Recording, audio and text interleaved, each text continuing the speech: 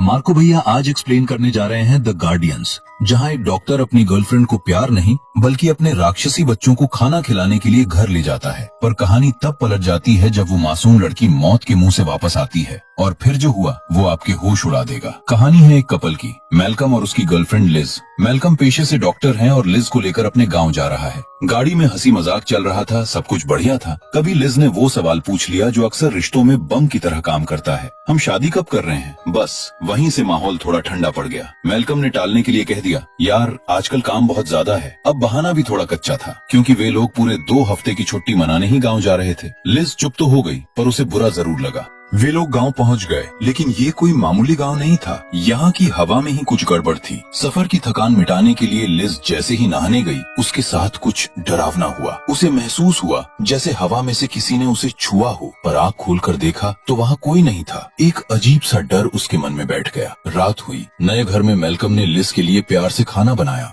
दोनों के बीच सब कुछ फिर से रोमांटिक होने ही वाला था कि अचानक टन टन दरवाजे की घंटी बज गई। इतनी रात गए घंटी बजना वैसे तो खतरे की घंटी होता है, पर बाहर मैल्कम का चचेरा भाई खड़ा था। भाई साहब आते ही अपनी बकवास शुरू कर दी। उसने मैल्कम की पसंद और लिज के एक अमीर डॉक्टर को डेट करने पर उल्टे सीधे मजाक किए। जब उसे लगा कि माहौल बिगड़ रहा है तो उसने बात घुमाते हुए अपनी नई गर्लफ्रेंड का परिचय दिया और बताया कि उसे अंग्रेजी नहीं आती। चचेरे भाई ने अपनी गर्लफ्रेंड की तारीफों के पुल बांधने शुरू कर दिए। भाई से अंग्रेजी तो नहीं आती पर दिखती बड़ी कातिल है। मैल्कम तो हक्का बक्का रह गया। अभी थोड़ी देर पहले तो वो लिज का मजाक उड़ा रहा था और अब अपनी गर्लफ्रेंड की नुमाइश कर रहा है। फिर वो मैल्कम को कोने में ले जाकर कुछ फुसफुसाने लगा। इधर मेज पर लिज उस लड़की से बात करने की कोशिश कर रही थी। उसे लगा उसे अंग्रेजी नहीं आती, पर पासा तब पलट गया जब उस लड़की ने फर्राटेदार अंग्रेजी में कहा, छी यहाँ तो मल जैसी बदबू आ रही है। लिज हैरान रह गई। पहली बात तो ये कि वो लड़की झूठ बोल रही थी कि उसे अंग्रेजी नहीं आती, और दूसरी ये कि उसकी नजरें कहीं और ही जमी थी। लिज को याद आया कि घर आते ही उसने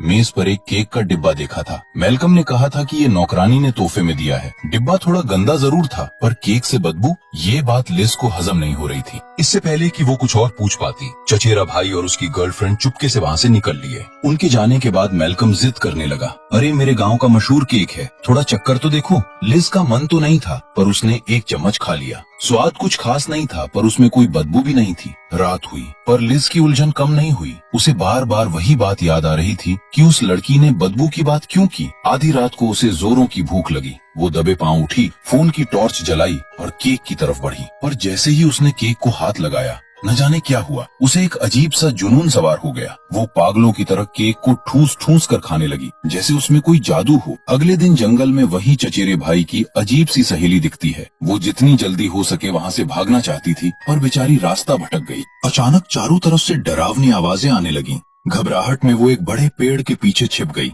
उसे लगा शायद वो बच गई है, पर उसे क्या पता था कि इस जंगल के पेड़ ही सबसे बड़ा खतरा है। इधर घर पर मैल्कम सोकर उठा तो देखा कि लिज हॉल में बैठी है। उसने बड़े प्यार से उसके लिए नाश्ता बनाया, पर लिज आज कुछ अलग ही लग रही थी। कल रात वो केक खाने के बाद से ही बहुत शांत थी और अजीब सी पेंटिंग्स बना रही थी। मैल्कम ने पूछना चाहा कि क्या बात है, पर लिज ने कोई जवाब नहीं दिया। मैल्कम ने सोचा शायद ताजी हवा से उसका मूड ठीक हो जाए, इसलिए वो उसे नदी किनारे टहलने ले गया। जंगल में पहुंचते ही लिज अपनी ही दुनिया में खो गई। उसे मैल्कम की मौजूदगी का भी एहसास नहीं था। उसे बार बार लग रहा था कि उसने ये जंगल पहले भी कहीं देखा है। उस केक ने जैसे उसके दिमाग पर कोई गहरा असर कर दिया था। उसे वही पुरानी अजीब बातें बार बार याद आ रही थीं। लिज ने अपनी बेचैनी दूर करने के लिए पानी की तरफ देखा और उसे कुछ चमकता हुआ दिखा। जब उसने गौर किया तो वो एक पुराना हार था। उस हार की बनावट और उस पर बने निशान देखकर साफ लग रहा था कि वो बहुत साल पुराना, शायद सदियों पुराना है। अब सवाल ये था कि आखिर ये पुरानी चीज यहाँ आई कहाँ से? जैसे ही लिज ने उस पुराने हार के पेंडेंट को खोला, उसके होश उड़ गए।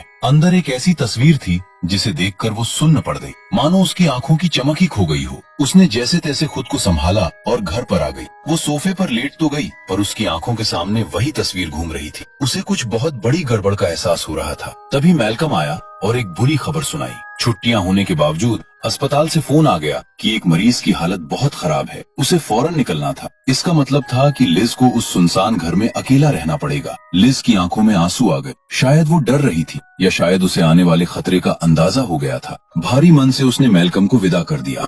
मैल्कम के जाते ही लिज चुपचाप बैठने वालों में से नहीं थी। उसे अपने चचेरे भाई और उसकी उस अजीब गर्लफ्रेंड पर शक था। चूंकि उनका घर पास ही था, लिज ने दूरबीन उठाई और उनके घर की तरफ ताक झांक करने लगी। तभी उसने दूरबीन से जो देखा, उसे देखकर उसकी रूह कांप गई।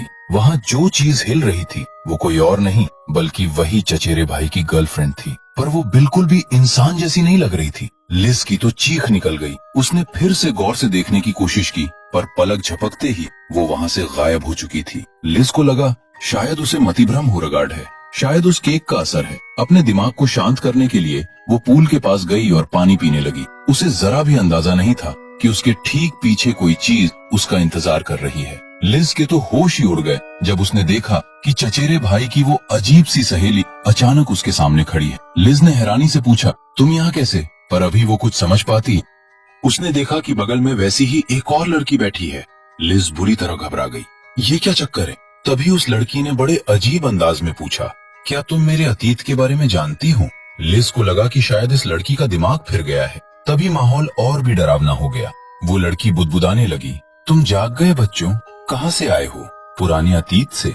इससे पहले कि लिज कुछ समझ पाती, उस लड़की ने अपना हाथ उठाया और लिज एक गहरी सम्मोहन वाली दुनिया में खो गई। उसे नदी का पानी और अजीब सी आवाजें सुनाई देने लगी। तभी एक जोरदार गोली चलने की आवाज हुई और लिज की नींद खुल गई। शुक्र है वो बस एक बुरा सपना था। नींद खुलते ही लिज ने देखा कि नौकरानी अभी अभी आई थी और उसने गलती से सोफे पर कुछ गिराकर उसे गंदा कर दिया था। लिज सफाई का सामान लेने के लिए तहखाने की तरफ भागी, पर घबराहट में अपना फोन मेज पर ही भूल गई। अभी वो सफाई कर ही रही थी कि अचानक ऊपर से किसी के चलने की आवाज आई। लिज का दिल तेजी से धड़कने लगा। जैसे ही वो दरवाजे की तरफ भागी, बाहर वही चिड़चिड़ा चचेरा भाई खड़ा था। वो बोला, मैं तुम्हें देख रहा हूँ। वो ना तो मेलकम से मिलने आया था और ना ही अपनी गायब प्रेमिका को ढूंढने। वो तो बस यूं ही शराब पीने और टाइम पास करने चला आया था। लिज उसे अंदर नहीं आने देना चाहती थी, पर रिश्तेदारी के नाते उसे मन मारकर उसे घर में घुसने देना पड़ा। अब लिज घर में उस सनकी भाई के साथ अकेली है और उसका फोन भी दूर है। आपको क्या लगता है, क्या वो भाई वाकई सिर्फ ड्रिंक करने आया है? उस चचेरे भाई के इरादे बिल्कुल भी ठीक नहीं लग रहे थे। उसने लिज पर दबाव डाला कि वो उसके साथ ड्रिंक करे। लिज समझ गई कि यहाँ खतरा है, पर वो सीधे मना भी नहीं कर सकती थी। उसने मुस्कुराकर टालने की कोशिश की और बाथरूम जाने का बहाना बनाया। अब सबसे बड़ी मुसीबत ये थी कि वो भाई हट्टा कट्टा था और लिज का फोन नीचे तहखाने में ही छूट गया था। लिज घबराहट में बाथरूम के अंदर छिपी हुई थी और बाहर की आवाजें सुनने की कोशिश कर रही थी। उधर जब थोड़ी देर बाद सन्नाटा छा गया तो लिज ने डरते डरते बाथरूम का दरवाजा खोला। बाहर कोई नहीं था। लिज हैरान थी कि बिना दरवाजा खुले वो भाई गायब कहाँ हो गया। तभी अचानक टॉयलेट की नाली से कुछ अजीब सी चीज निकली। लिज ने हिम्मत जुटाकर हाथ डाला और उसे बाहर निकाला। वो उसके चचेरे भाई की घड़ी थी। लिज का दिमाग चकरा गया कि घड़ी यहाँ कैसे आई। तभी एक काली परछाई उसके पास से तेजी से गुजरी। जैसे ही लिज पलटकर लिविंग रूम की तरफ भागी, उसके सामने एक डरावनी औरत आ गई जिसका चेहरा पूरी तरह प्लास्टिक की थैली से ढका हुआ था। लिज की तो डर के मारे जान ही निकल गई। वो प्लास्टिक वाली औरत लिज को बार बार अपने हाथों से दिल का इशारा कर रही थी। लिज तो डर के मारे कांप उठी। उसकी आंखें फटी की फटी रह गईं। पर जैसे ही पलक झपकी, वो औरत गायब। अब मेज पर बस वही दिल के आकार वाला केक का डिब्बा पड़ा था। लिज ने सोच लिया, अब बहुत हुआ, यहाँ से निकलना ही बेहतर है। उसने फटाफट अपना बैग पैक किया और अपनी बेस्ट फ्रेंड को फोन घुमाया कि भाई मुझे यहाँ से ले जा, मैं पागल हो जाऊंगी। पर हद तो तब हो गई जब उसकी सहेली भी फोन पर पागलों जैसी बातें करने लगी। वो कहने लगी, अरे लिज तू वहीं रुक, तुझे उन बच्चों का ख्याल रखना है। लिज चिल्लाई, कौन से बच्चे, क्या बोल रही है तू? पर तभी फोन कट गया। लिज पूरी तरह टूट चुकी थी। तभी बाहर एक गाड़ी की आवाज आई। शुक्र है मेलकम वापस आ गया था। लिज की जान में जान आई। उसने झट से अपना बैग उठाया और भागने लगी, पर मेलकम ने उसका रास्ता रोक लिया। लिज ने रोते रोते उसे सब बताया कि यहाँ क्या क्या हुआ। मेलकम ने उसे सांत्वना दी, अरे शांत हो जाओ, शायद तुम्हें कोई वहम हुआ होगा, मैं जाकर चेक करता हूँ कि कोई है तो नहीं। अब यहाँ कहानी थोड़ी अजीब हो जाती है। इतनी डरावनी चीजें होने के बाद भी मेलकम आराम से शराब की बोतल ले आया और लिज को पिलाने लगा। मतलब भाई अभी बाहर जान के लाले पड़े थे और इन्हें पार्टी सूझ रही है। पता नहीं मेलकम में ऐसा क्या जादू है कि लिज सब भूलकर उसके साथ ड्रिंक करने लगी। खैर, जैसे ही लिज बाथरूम की तरफ भागी, कहानी ने फिर से पलटी मारी। अचानक घर में कई लोगों की चिल्लाने की आवाजें गूंजने लगी। लिज घबराकर यहाँ वहाँ देखने लगी कि आखिर ये शोर आ कहाँ से रहा है। तभी उसकी नजर जमीन पर पड़ी एक पुरानी फोटो पर गई। इस बार सब साफ था। उस धुंधली सी पारिवारिक फोटो में जो आदमी खड़ा था वो कोई और नहीं बल्कि मेलकम ही था। पर अजीब बात ये थी कि फोटो के कपड़ों और स्टाइल से लग रहा था कि वो कम से कम 200 साल पुरानी है। लिज का दिमाग चकरा गया। मेलकम अब तक बूढ़ा क्यों नहीं हुआ? तभी मेलकम कमरे में दाखिल हुआ। अब लिज के पास बहाने बनाने का फोटो मैल्कम के मुंह पर मारी और सच उगलने को कहा।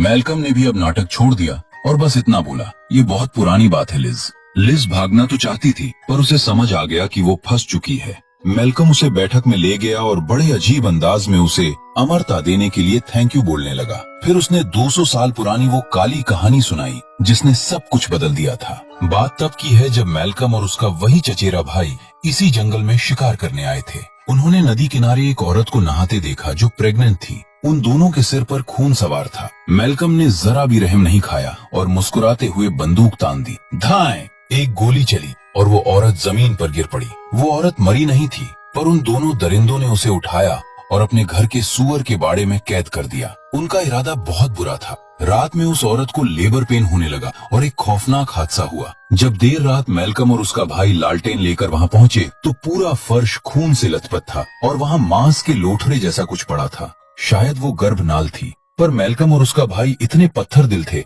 कि उन्हें डर भी नहीं लगा। उन्हें लगा कि वो कोई मामूली औरत है, पर उन्हें क्या पता था कि उन्होंने किसे छेड़ दिया है। जैसे ही उन्होंने उसे गौर से देखा, उस औरत की आंखों का रंग बदल चुका था। वो कोई शैतानी ताकत बन चुकी थी। अब कहानी वापस आज के वक्त में आती है। मैल्कम की ये बातें सुनकर लिज के पैर कांपने लगे। वो बस वहाँ से भागना चाहती थी, पर मैल्कम ने उसे ठंडे अंदाज में रोका और कहा, लिज, इस घर में सालों से तुम जैसी कई औरतें आई। कोई चीखी, कोई चिल्लाई, कोई गिड़गिड़ाई, पर यहाँ से आज तक कोई जिंदा वापस नहीं गया। मैल्कम ने असली राज खोला। उस रात जो बच्चे पैदा हुए थे वे आज भी इसी घर की दीवारों और कोनों में छिपे हैं। मैल्कम और उसका चचेरा भाई अमर बने रहें, इसके लिए उन्हें उन बच्चों को बलि के तौर पर जिंदा इंसान देने पड़ते हैं। मैल्कम ने मुस्कुराते हुए लिज से कहा, तुम हमारी अगली भेंट हो, इसके लिए शुक्रिया, पर अब यहाँ से जाने का सपना भूल जाओ। मैल्कम उसे कमरे में बंद करके चला गया। लिज पागलों की तरह दरवाजा पीटने लगी, पर सब बेकार। अब उसे उस घर के भूल भुलैया जैसे गलियारों में उन अजीब बच्चों से बचकर भागना था। भागते भागते उसे जमीन पर अपना फोन गिरा हुआ दिखा। उसकी जान में जान आई। शायद अब पुलिस को फोन कर पाऊं, पर किस्मत ने यहाँ भी धोखा दे दिया। फोन की बैटरी पूरी तरह खत्म हो चुकी थी और वो ऑन तक नहीं हुआ। अब लिज उस अंधेरे घर में अकेली है, बिना फोन के, और दीवारों के पीछे से उन बच्चों के रेंगने की आवाजें आ रही हैं। उधर सीढ़ियों पर एक काला सा साया धीरे धीरे लिज की तरफ बढ़ रहा था, पर लिज का ध्यान उस तरफ नहीं था। शुक्र है कि उन अजीब बच्चों ने अभी हमला नहीं किया, लेकिन पूरे घर में उनके रेंगने की सरसराहट साफ सुनाई दे रही थी। हद तो तब हो गई जब ऊपर छिपे किसी बच्चे के मुंह से लार टपक सीधे लिज के फोन पर गिरी। लिज समझ गई कि अब हाथ पर हाथ धरे बैठने का वक्त नहीं है। इससे पहले कि ये शैतान उसे दबोच ले, उसे कुछ करना ही होगा। हमला शुरू होते ही लिज जान बचाकर भागी और उसने बालकनी का दरवाजा खोल दिया, पर सामने कोई रास्ता नहीं था, बस एक उफनती हुई तेज नदी थी। लिज ने सोचा कि दीवार के सहारे चढ़कर जंगल की तरफ कूद जाएगी, पर कहना जितना आसान था, करना उतना ही मुश्किल। ऊपर से वो कोई एक बच्चा नहीं था, बल्कि उन शैतानी बच्चों की पूरी फौज थी। जैसे ही लिज नदी में गिरी, कहानी का एक बड़ा राज खुला। याद है वो हार जो लिज को नदी किनारे मिला था? उसमें जिस औरत की फोटो थी, वो वही औरत थी जिसे मैल्कम ने 200 साल पहले गोली मारी थी। और सबसे चौंकाने वाली बात, उस औरत की शक्ल हूबहू लिज से मिलती थी। इसका मतलब ये कोई इत्तेफाक नहीं था। लिज नदी के बहाव से तो बच गई, पर मैल्कम के चंगुल से नहीं। मैल्कम ने उसे फिर पकड़ लिया और इस बार एक काल कोठरी जैसे अंधेरे तहखाने में फेंक दिया, जहाँ चारों तरफ गंदे प्लास्टिक के टुकड़े पड़े थे। लिज एक कोने में सिमट कर बैठी अपनी मौत का इंतजार कर रही थी। तभी उसे पास में किसी के होने का एहसास हुआ। प्लास्टिक की बोरियों के पीछे से एक अजीब सी आकृति धीरे धीरे बाहर निकली। लिज अब इतनी डर चुकी थी कि वो बस सुन्न होकर उसे देखती रही। उस साये ने बड़े आराम से एक मोमबत्ती जला। लिज समझ गई कि ये वही बच्चा है जिसकी बात मैल्कम कर रहा था, लेकिन उसे क्या पता था कि ये तो बस शुरुआत है, असली मंजर तो अभी आना बाकी था। तभी अंधेरे से वही प्लास्टिक की थैली वाली डरावनी आकृति बाहर निकली। लिज तो जैसे पत्थर की बन गई, पर जैसे ही उस आकृति ने अपने चेहरे से प्लास्टिक हटाया, लिज के पैरों तले जमीन खिसक गई। वो बच्चे इंसान तो दूर, किसी भी एंगल से सामान्य नहीं लग रहे थे। लिज बस एक बेबस सी मुस्कान दे सकी। उसे समझ नहीं आ रहा था कि मैल्कम के ये बच्चे उसे इतनी अजीब नजरों से क्यों देख रहे हैं और उसे छू क्यों रहे हैं। उनके छूने से लिज का दिमाग फटा जा रहा था। उधर ऊपर कमरे में मैल्कम को कोई फर्क नहीं पड़ रहा था कि नीचे तहखाने में लिज के साथ क्या हो रहा है। वो अपनी ही दुनिया में मस्त था। उसने बढ़िया सा म्यूजिक लगा रखा था और खुद को किसी शहंशाह की तरह महसूस कर रहा था। उसे लग रहा था कि उसका अमर रहने का प्लान बिल्कुल सेट है। रात गहरी हुई और मैल्कम जैसे ही सोने के लिए